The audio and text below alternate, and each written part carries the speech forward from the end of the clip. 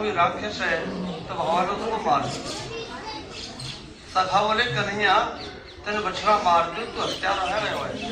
भगवान बोले तो मैं क्या करूँ? क्या तुझे सभी तीर्थों का स्नान कर। तो अभी जो कुआं देखा था ना, भगवान ने इसे बंसी से प्रकट किया तो सब विराजमान हुए। सभी तीर्थों ने अपना रूप करके भगवान को स्नान कराया। तो इस कुएं में सभी तीर्थ पर जल है।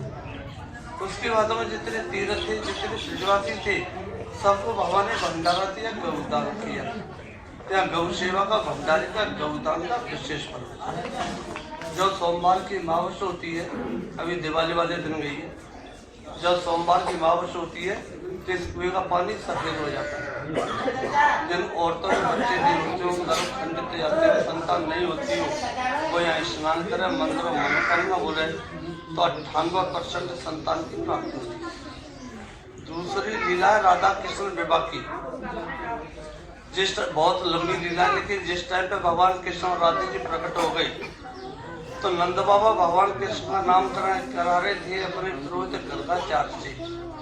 गर्गाचार्य ने भगवान कृष्ण के 27 नाम रखे, उनमें 17 नाम राधा के ऊपर रखे। सबसे पहला नाम रखा राधा के ऊपर, राधा वल्लभ। नंद बाबा बोले गुरुदेव ये राधा कौन है जो तुम मेरे लाला के नाम के अगर राधा शब्द जोड़ रहे हो? तो गर्गाचार्य बोले भैया ये आदि शक्ति है और वृषवान की बेटी या को नाम राधा है। क्या वृषवान की बेटी को नाम राधा है क्या? तो गुरुदेव एक बताओ, वृषवान ने मेरे लाला की सगाई तो कर दी है, ब्याह करेगो कर करेगो। अभी तो मेरा लाला 16 दिन का हुआ है, जो 18-19 वर्ष का है जाओ जब भी तो विवाह करूँगा मैं। नहीं ऐसा हो वो अपनी वादा से मुकर जाए। तो गर्गाचार्य बोले भैया तेरे बेटा को विवाह राधा के संग में होगो और भांडी वन में होगो, वह विवाह में न तू होगा न परेशान। ये तो देवतन के मध्य में हो। नंदो बड़ी खुश हुई। फागुन का महीना था, शुक्ल पक्ष की दिवस थी, उसे बोलते हम फुलहरा दिवस। नंद बाबा गाय चरा रहे थे तो दोपहर को पूरब की तरफ से आंधी तूफान उठा, वर्षा हैवी लगी। नंद बाबा घबरा गए कि लाला को लेके कहाँ जाऊं। तो उनके सामने कदम का झाड़ था, उस कदम की जड़ के नीचे बैठ गए। तभी और राधे जी प्रकट हुई। राधे जी के तेज को नंद बाबा नहीं सह पाए, वो मूर्छित हो गए। जब राधे ने देखा कि बाबा मेरे तेज को नहीं सह पा रहे तो उन्होंने अपनी लीला को समेट और एक बच्ची के रूप में प्रकट हुई। नंद बाबा की मूर्छा जगी, देख करके बोले अरे ये तो मेरे यार की बेटी राधा है। कि राधा कि हाँ कि तू ठीक वक्त पे आई है, तू लाला को ले जा। मैं तेरी भावना को समझूं, तू काय को आई है? ये तो मेरे गुरुजी ने जब मैं लाला को नामकरण करा रहा हूँ तभी बता दी मुझको। शुभ दिन आज आए। राधे ने भगवान को गोदी में लिया, गोदी में लेकर के पीछे जंगल में प्रवेश किया। वहीं दोनों तरुण अवस्था में हो गए। तभी शिव जी पार्वती प्रकट हो गए। शिव जी ने भगवान कृष्ण को श्रृंगार कर पार्वती राधे जी का श्रृंगार किया। श्रृंगार होते ही राधा रानी ने रास मंडप को चिंतन करो तो एक भव्य मंडप प्रकट हो, जहाँ में 1000 खम्मा लगे हुए, रत्न मणि सुशोभित है। बीच में एक सिंहासन बने हुए है। सिंहासन पर चढ़ने के लिए 7 सीढ़ी लगी हुई है। राधा कृष्ण को सिंहासन पर बिठा। तभी ब्रह्मा जी आ गए। ब्रह्मा जी ने अपने कमंडल से जल लेके राधे जी के चरण धोए और बोले राधे मैं तो आपके चरणों की भक्ति चाहता हूँ, आप मुझे आज्ञा दो, मैं आपका विवाह कर रहा हूँ। राधे से आज्ञा लेके ब्रह्मा जी ने वेद मंत्रों का पाठ शुरू किया। वेद मंत्रों की आवाज जो आकाश में गूंजने लगी, सब देवता आ गए, पुष्प वर्षा करने लगे। जिस टाइम पे ब्रह्मा जी पूजा करा रहे थे तो भगवान ने अपनी बंसी को अपने पास में रख लिया। उस बंसी को राधे जी ने चुरा लिया। तभी से हमारे सनातन धर्म में ये प्रथा चल रही है, जिस टाइम पे लड़का लड़की की शादी होती है और मंडप के नीचे बैठे होते हैं तो वहां से चोरी हो जाती है। किस चीज की होती है? सभी जानते हैं किस चीज की चोरी होती है? जूता चोरी। कौन करता है? लड़की की बहन है। तो राधे जी की कोई बहन नहीं थी जो जूता चोरी करती। तो भगवान ने 11 वर्ष तो जूते पहने ही नहीं। जब जूते नहीं पहने चोरी होती कैसे है? तो राधे ने बंसी को चला लिया। ब्रह्मा जी ने कन्यादान किया, यज्ञ कराए, फेरा कराए। लास्ट में क्रिया होती है लड़की की मांग में सिंदूर भरने की। जो तो लड़की की मांग में सिंदूर नहीं भरा जाता विवाह मान्य नहीं होता है। तो ब्रह्मा जी बोले प्रभु राधे जी की मांग में सिंदूर भरो। भगवान जी राधे जी की मांग में सिंदूर भरते ही मंडप लोप हो गया, ब्रह्मा जी लोप हो गए, देवता लोप हो गए, राधा कृष्ण अकेले रह गए। तो अभी आपने दर्शन किए भगवान जो मंदिर और राधा रानी मांग में सिंदूर भरते हैं। पूरे संसार में एक ही मंदिर है जिसमें विवाह के दर्शन होते हैं और कई विवाह के दर्शन नहीं होते। सभी जगह आप दर्शन करोगे बंशी बजाते हो करोगे, आप बंशी नहीं है यहाँ पे कि बंशी तो राधे जी चुरा लो। सबसे मुख्य लीला एक दिन की बात है। भगवान और राधे किसी पेड़ के नीचे बैठे हुए थे। तो भगवान बोले राधे से राधे देखो ये भांडीर बन जो हमारा तुम्हारा निकुंज बने, हमारी तुम्हारी कुंजन की लीला बनी है। राधे जी बोली क्या हूँ कि आज आप बन को प्रश्न हूँ जो भक्ति आवे हो और इस कुएं का आचमन करेगा जो मैंने आचमन कराया था उससे 14 अवतार के दर्शन को फल प्राप्त हो। यह श्लोक पद्म पुराण से लेकर के प्रभुपाद जी ने अपनी पुस्तक में लिखा है। यह श्लोक पद्म पुराण से लेके और प्रभुपाद जी ने अपनी पुस्तक में लिखा है।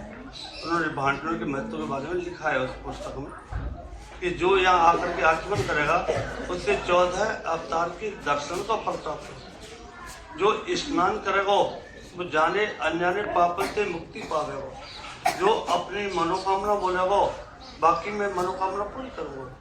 जो भक्त एक रात्रि निवास करेगा, कुआ को स्नान करेगा, भांडी बिहारी के दर्शन करेगा, कोई गोलोक की प्राप्ति करेगा। यहाँ बैठ के कोई चीज खावेगा तो वह इंद्रलोक की प्राप्ति करेगा। और जो गौदान करेगा उसकी 73 पीढ़ी का उद्धार होगा। इतनी सुन के राधे जी बोली प्रभु आपने बहुत ही बड़ी बात कह दी। इतना होने पर तेरा भक्तों की इतनी भीड़ हो जाएगी कि 2400 घंटा रहेंगे, हमारे तुम्हारे मिलने में बाधा पड़ जाएगी। भगवान बोले राधे गोपनीयम यह मेरा गुप्त वृंदावन है, यहाँ की लीला गुप्त है, यहाँ वन को प्रकाश में नहीं लाऊंगा। जब भक्त कई बार पूरे ब्रज में घूम जाएगा तो उसके ऊपर कृपा करूंगा कि तू भांडवनों में है। हर भक्त को भांडवनों में नहीं आने दूंगा। तो जिसके ऊपर विशेष कृपा होती है वही भक्त यहाँ आता है, हर एक नहीं आता है। जैसे आज मान लो तुम्हारी शादी हो रही है या राधा कृष्ण का विवाह हुआ है, शादी में कितने मोहल्ला में हमारे मान लो 10,000 आदमी, तो उसमें से बरातों कितने आदमी जाएंगे? 50 आदमी है और 50 आदमी और वैसे आ जाएंगे। 50 आदमियों पर रिलेशन हो जाएंगे, 150 बराती हो गई। तो ऐसे ही यह मान के चलो कि उस वृंदावन में ब्रज में हमारे 1 करोड़ आदमी आते हैं। तो 1 करोड़ आदमी का मोहल्ला हो गया है। उसमें से विवाह में कितने आदमी जा रहे हैं? 50। तो वो 50 ही यहाँ दर्शन करने को। तो यह मान लो कि आप लोग आए और राधा कृष्ण के विवाह में आए हुए हो। इतनी एक लीला और बताऊं खाने का क्यों मानते। जब भगवान कृष्ण प्रकट हो गए तो कंस को मथुरा कंस ने हमारे ब्रज के बच्चों को मरवाने का लगा लगा दिया। यह असर मथुरा के चौबों पर ज्यादा पड़ रहा था। तो चौबे बोले भैया कंस अगर इसी तरह से हमारे बच्चों को मार तो रहे हो तो हमारा तो वंश ही खत्म हो जाएगा। जाती खाओ जगह पर गोपाल ले जाके तो बोले कहाँ करें कि भांडी में बहुत सुरक्षित जगह भांडी में करो। या चौबों ने आकर के तम्बू डाल के गोपाल ले जाके शुरू की। जैसे कल यज्ञ की पूरी होनी है, आज के दिन भगवान बोले सखा के भैया कल अपने घर से रोटी लेके कोई नहीं आवे। सखा बोले तो एक ना भूखे रह लेके कोई बात ना है, बोले ठीक है। दूसरे दिन कोई भी सखा अपने घर से रोटी लेकर के नहीं आया। 11 बजे भगवान बोले भैया वो तो बहुत जोर भूख लग रही है। श्रीदामा ज्यादा बोलता था। श्रीदामा बोला कि यहाँ के बैंगन रखे जो तुझे खिलाते हैं, अब का हमारे पास में तो रोटी तो कल मना कर दी। भाई कच्चू करो मतलब तो ये काम करे मथुरा चौबी जाके करें। इनसे कहो कि नंद को लाला गाय चल रहा है कोई चीज खाए पूछेंगे। तो सखा जो 24 के पास में पहुंचे चतुर्वेदी बोले कि जब तक हमारी यज्ञ पूरी नहीं हो जाएगी तब तक हम किसी को कोई चीज खाने को नहीं देंगे। सखा बाप भगवान के पास पहुंचे। भगवान बोले कि 24 तो मना कर देंगे। भगवान कृष्ण बोले कि भैया आओ आप भूख लग रही है, हमारे यहाँ कोई परिचित अपराधी जो कोई आ जगह में भीख मांग के लिए खावे को, वो किसी भी जन्म में भिखारी नहीं बनेगा। क्या मांग देगी, क्या मांग देगी, क्या मांग देगी। ब्रज की गोपी बोली, अरे छोड़ाओ, कौन हो तुम पर कहा है ऐसी भीड़ पड़ गई है जो तुम भीख मांग रहे हो।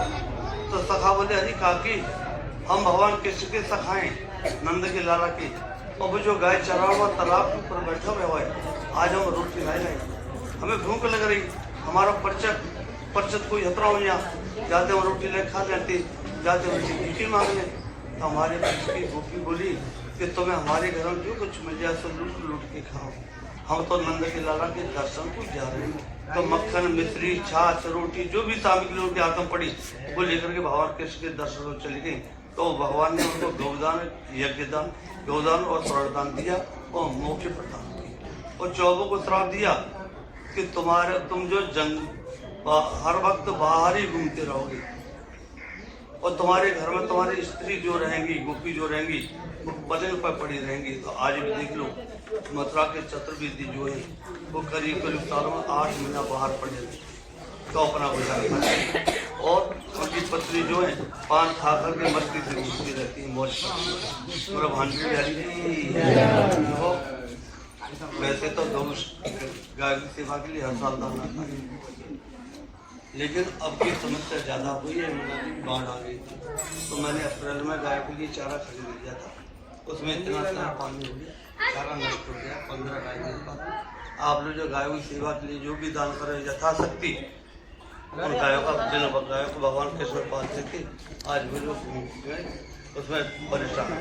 तो आप जो जितना भी दान कर सकते गाय, उसका नाम था प्रलंबासुर। प्रलंबा भगवान जो खेलन भर में खेल खेल रहे थे, कबड्डी, तो प्रलंबासुर भी वहां पहुंच गया, वो भी सखा बन गया, बोले भैया मैं भी खेलूंगा। तो भगवान कृष्ण बोले कि भैया जो भी सखा खेलेगा और जो पारी हार जाएगी वह पारी को दूसरी पारी को लेकर लिया और भान की तो ठीक है। तो एक तरफ श्रीदा माँ और दाऊजी हो गए, एक तरफ भगवान कृष्ण और प्रलंबासुर हो गए। भगवान कृष्ण जानबूझ करके हार गए, जान के हार गए, दाऊजी और श्रीदामा को जिता दिए। अब प्रलंबासुर बोला कि भाई, दाऊजी बोले आप मुझे ले चल मुझे बिठा के।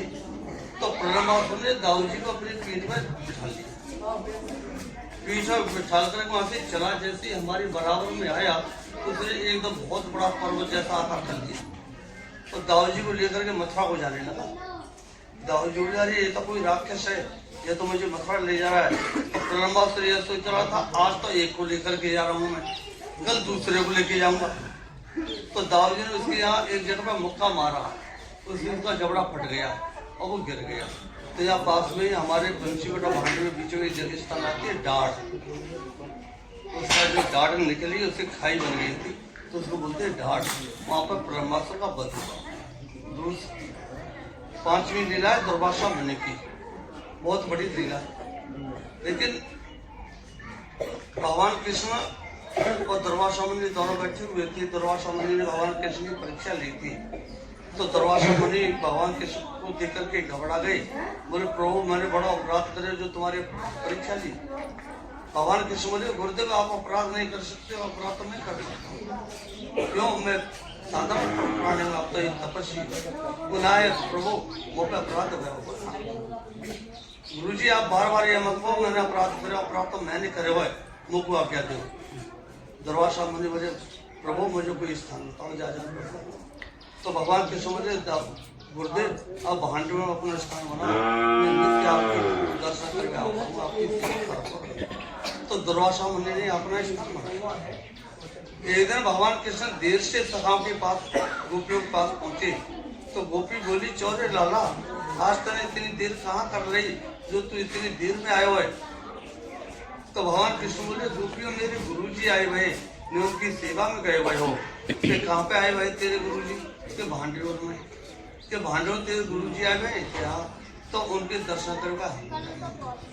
दूसरे दिन हमारे ब्रज की गोपी थी 56 गोपियों ने 56 सामग्री सिद्ध की तरह तरह की।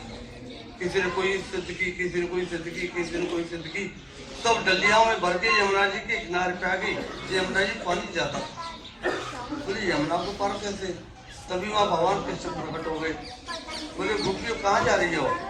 कि आज तेरे गुरु की सेवा करने का जा रहे हैं। तो भगवान बोले जा, कि जाए कैसे, यमुना को पार कैसे करें? तो भगवान बोले अरे गोपियों कोई बात ना आती, यमुना में घुसो और घुस के कह दो कि कृष्ण अगर बाल ब्रह्मचारी तो हमको रास्ता दे दे, तो रास्ता दे दी। गोपी जैसे ही यमुना के अंदर घुसी और घुस के बोली हे यमुने, कृष्ण अगर ब्रह्मचारी तो हमको रास्ता दे दे, तो यमुना जी रास्ता दे दी। वो भांडो दुर्वासा मुनि की पूजा की, दुर्वासा मुनि ने अपना मुंह फाड़ दिया और गोपी जो हर डलिया उनके मुंह में डाल के रही। लेकिन दुर्वासा मुनि जैसे डलिया डालती थी, गोपी उससे पहले बोलते थे इदम कृष्ण मस्तु, इदम राधा मस्तु, ये भगवान कृष्ण के लिए, राधा के लिए। 56 डलिया को खा। गोपी बोली शाम हो गई, दुर्वासा मुनि का ध्यान भंग हुआ। बोली गोपी जा नहीं रही हो, ये तो जंगल है, मेरे पास इतनी व्यवस्था नहीं है, तुम करो। यहाँ तो कंस का कोई राक्षस आ जाए, तो कोई शेर रहते हैं, जंगल कोई शेर मार के खा जाए, तो मैं तुम्हारे बात नहीं कर पाऊंगा। गोपी बोली गुरुदेव हमें तो मरनो, हमारे ब्रज में 2 गांव में, छोटो मरनो बड़ो मरनो। तो गोपी बोली कि मरनो चाहे छोटे मन में मर जाओ, चाहे बड़ी मन में मर जाओ। तो कहा कि गुरुदेव वहाँ जाएंगे तो यमुना जी डूब जाएंगे, यमुना जी पानी बहुत ज्यादा है। और तुम कह जब मेरे पास कोई व्यवस्था ना थी, तो यहाँ कोई कंस को राक्षस मार जाए या शेर खा जाए, हमें तो मरना है। तो दुर्वासा मुनि की बात आए, बोले गुरुदेव यमुना में पानी बहुत ज्यादा है, पल्ली तरफ से हमारे लिए तो लाला मिल गई हमें। तो वाले कह दी कि यमुना जी कह दो कृष्ण बाल ब्रह्मचारी तो हमको रास्ता दे दे, तो यमुना ने हमको रास्ता दे दिया। अब इधर से हम गए और यमुना ने रास्ता नहीं दी, तो यमुना बह जाएंगे, डूब जाएंगे। तो दुर्वासा मुनि बोले अरे उनको कोई बड़ी बात नहीं आती, तुम यमुना से जाओ। और यमुना जाके यमुना से बोला कि दुर्वासा मुनि डूब के आ रहे तो हमको रास्ता दे। गोपी गई यमुना में घुसी, उसके पानी हाथ में लेकर बोली ये हमने मारा नहीं, अगर दुर्वासा मुनि वास्तव में दूध का ही रस पीते तो हमको रास्ता दे दे। गोपी ने यमुना ने रास्ता दे दिया। गोपी पल्ली पार पहुंच गई। पल्ली पार जाके गोपी बोली कि 2 ठगा ने बीच भाई एक ठगनी, ऐसी ठगिया ऐसी लौरी तो जिस दुर्वासा मुनि को भी हम 56 डलिया खिला के आए, वो बाल वो दूध के आहारी बना दिए। और जो कृष्ण हमारे संग नित्य राश विराश करता है, वो बाल ब्रह्मचारी बना दिया। इसका मतलब है तीनों मिली। एक चीज और बताऊं, उस टाइम पे भगवान कृष्ण के जब अवतार के टाइम पे 3 जगह 56 लोग लगे थे। पहला तो लगा था जतिपुरा में, जब गोवर्धन पहाड़ को 7 दिन भगवान कृष्ण ने अपने अंगुली पर रखा था। 7वें दिन और नंद बाबा 8 तरह की सामग्री अपने घर सिद्ध करते थे और उनको एक कोठी में रख देते थे कि लाला मेरो जब पहाड़ नीचे रख दे और भूख लग रही होगी तो खा। तो ऐसे 7 दिन की सामग्री हो गई, 7, 8, 56। जब भगवान कृष्ण ने 7वें दिन गोवर्धन पहाड़ को नीचे रखा तो बोले कि बाबा वो तो बहुत जोर की भूख लग रही है। तो नंद बाबा बोले अरे लाला मैंने 13 7 दिन का प्रसाद होता है कोठी में रख रखो है, तो भगवान कृष्ण कोठी के अंदर घुस गए और नंद बाबा ने गेट लगा दियो कि मेरे लाला को नजर नहीं लग जाए, इतना खा गए मुझे जो 8 दिन 7 दिन थे मेरे लाला ने कुछ ना खाए। तो वो 56 रोग लगा। दूसरा हमारे ब्रज की गोपियों ने भगवान कृष्ण को पाने के लिए कात्यायनी देवी की पूजा की थी भांडीवन में, तो 56 रोग लगाया था। तीसरा उन्हीं गोपियों ने दुर्वासा मुनि की पूजा की थी भांडीवन में ही, तो 56 रोग उस टाइम पे 3 लगे थे और तभी से 56 रोगों की प्रथा चल रही है। लेकिन भांडीवन का 56 रोग तो बंद हो चुके हैं, सिर्फ मैंने 4-5 बार लगवा दिया, लूप हो गया था। अब 56 रोगों की प्रथा मैंने चालू कर दी है और जगह पे 56 रोग चल रहे। भांडी बिहारी की आनंद आया। अब 2 बातें हैं, हमें यहाँ पर भिक्षा मांग के प्रसाद लेना चाहिए। तो सब मेरे साथ बाबा से भिक्षा मांगे कि हमें मधुकरी दीजिए, कृपा कीजिए। बोलो हमें मधुकरी दीजिए, कृपा कीजिए। हमें मधुकरी अब मिले मिलेगी। अब मिलेगी। और दूसरा कि 2 भक्त एक पटका लीजिए, वो उत्तरी, और सबसे गौदान के लिए कलेक्शन कीजिए। आइए फटाफट सभी गौदान के लिए। गाय कितने में आती है मालूम है? 10 रुपए, 5 रुपए में कितने में आती है? 10,000 मतलब हाँ, समझ गए ना। तो यथाशक्ति, ऐसा नहीं कि गाय ही देना, परंतु गाय आ सके उस तरह से, या तो गाय का पालन हो सके, उसका भूसा चारा सब आ सके, अच्छे से चारा खा सके गाय, उस तरह से दीजिए। हरे